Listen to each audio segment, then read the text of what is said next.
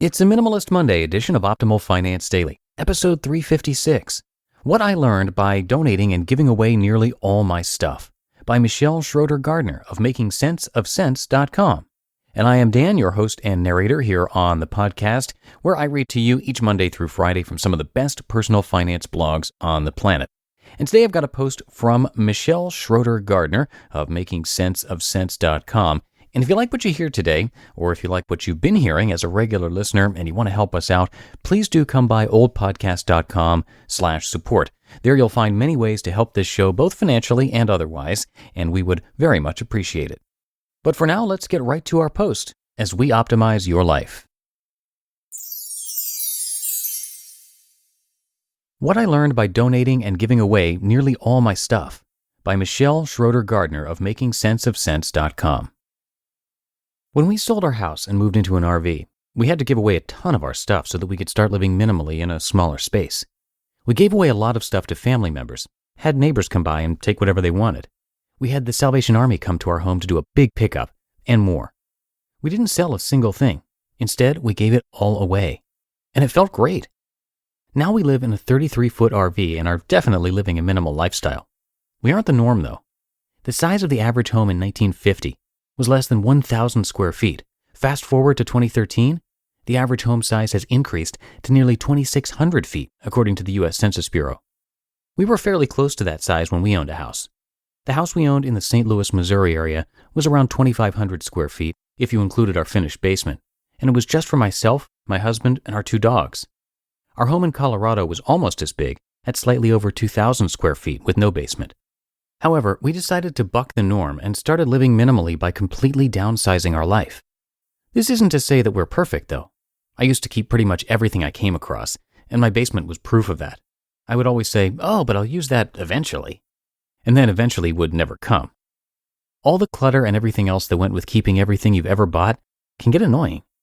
We made the decision to start living with less stuff for many reasons, but the main reason was that traveling nearly full-time added to the stress of owning a home. So we figured, why not just take it a step further and actually travel full-time? All of the belongings we have are now inside the RV, except for a few childhood items and photo albums that my dad left me after he passed away. Those are all stored at a family member's home. Now, life is great. Living minimally has been great, and I've learned a lot by giving away nearly all of my belongings. Here's what I've learned by living with less stuff and living minimally. I have wasted a lot of money in my life. Okay, so this is probably a given. If I was able to give away nearly everything I've ever bought, that means I've probably wasted thousands of dollars in my lifetime. Knowing this has really helped me understand how to manage my money better.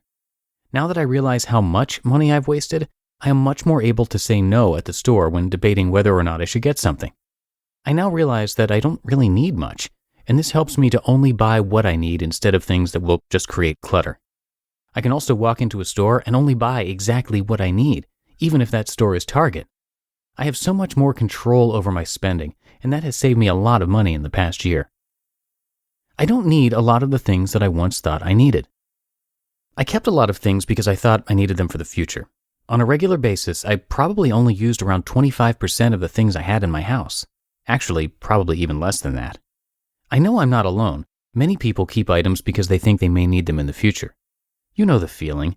You buy something, you don't use it right away, and years later you find it, but just can't throw it away in case there is some circumstance where you need that exact item.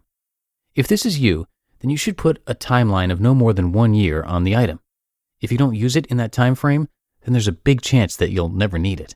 Chances are that you won't miss it much. When I think about how much stuff we gave away, I honestly can't even remember half of the things.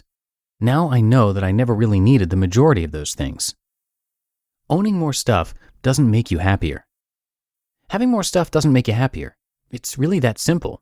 Things don't make you a better person. They don't make you more successful than others, or anything else. I know this because I have less stuff than I have ever had, and I am happier than ever. You should only own something if you truly want it. Who cares about what everyone else has? Giving away nearly everything feels great. Sure, this blog is all about making and saving money, and I could have easily sold a lot of the things that I gave away for thousands of dollars. However, it felt great giving it all away, and honestly, it was a lot easier. If I had to do it again, I would do it all over again. Life is much more peaceful living with less stuff. Getting rid of so much stuff has made life much more peaceful. Hanging on to so much stuff for years and years can add an insane amount of clutter to a person's life, both physically and mentally. I know this personally because I kept many things, such as clothing, because they were things I held on to after my dad passed away. I kept outfits that I wore the last time I saw him, from his funeral, and so on. It just wasn't healthy. By getting rid of things, I was able to finally let go. Hanging on to those things and looking at them every day wasn't healthy. It's easy to start living minimally. As you can see from the above, living minimally has a ton of positives. One last positive is that it's very easy to do. Many people think that living minimally would be difficult because you have to get rid of so much stuff, change your mindset, and more. However, it's been a very easy change for us. Having less stuff and spending less money on things we don't need allows us to spend more time on things we care about and actually want to do. Plus, now we hardly ever have anything break because there aren't many things in our life that can be broken. We don't miss anything. We don't feel like we need anything. We are happier and much more carefree now by living with less stuff. You just listened to the post titled, What I Learned by Donating and Giving Away Nearly All of My Stuff by Schroeder-Gardner of makingsenseofsense.com. And again, if you'd like to help keep all of our podcasts alive, come visit oldpodcast.com, that's oldpodcast.com/support to find out how you can help, and we would greatly appreciate it.